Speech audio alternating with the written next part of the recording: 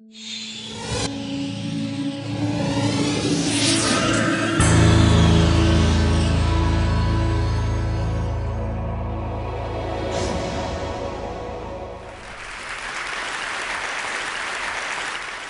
is a dream of mankind to fly like a bird.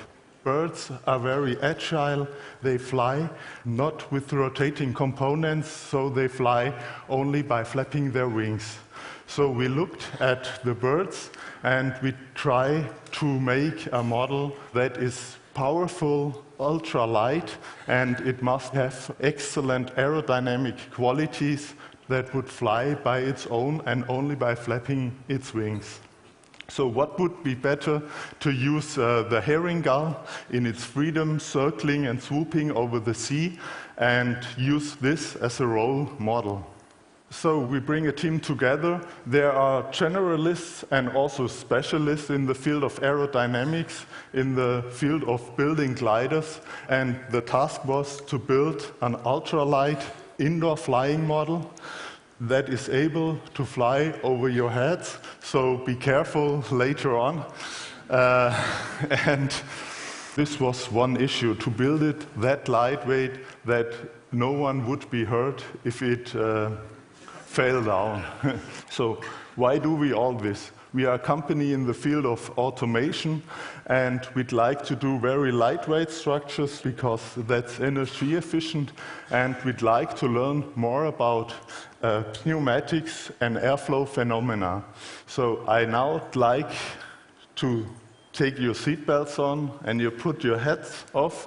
So maybe we try it once to fly Smartbird. Thank you.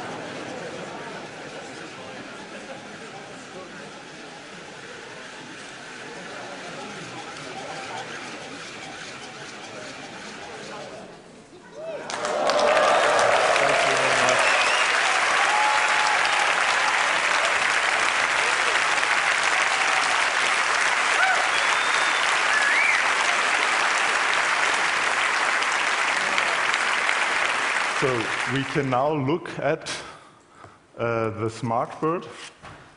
So here is one without a skin. We have a wingspan of about 2 meters. The length is 1 meter and 6, and the weight, it is only 450 grams.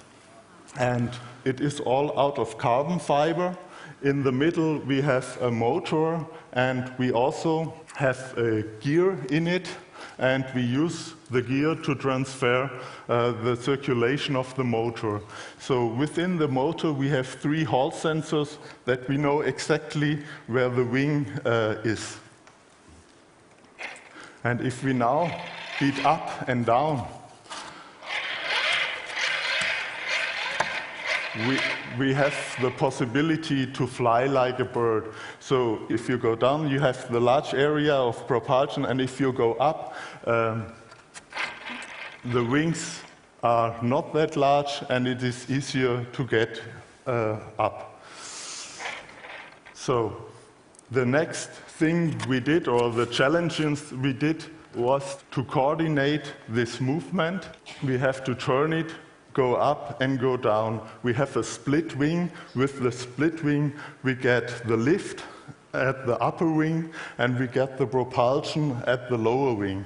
Also, we see how we measure the aerodynamic efficiency. We had knowledge about the electromechanical efficiency, and then we can calculate the aerodynamic efficiency. So therefore, it rises up from passive torsion to active torsion from 30% up to 80%.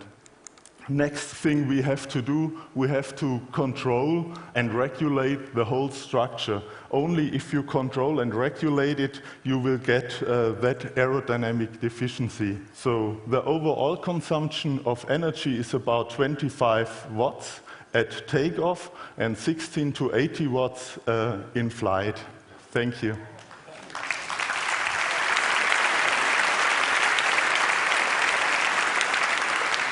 Marcos, I think that we should fly it once more. Yeah, sure. Okay.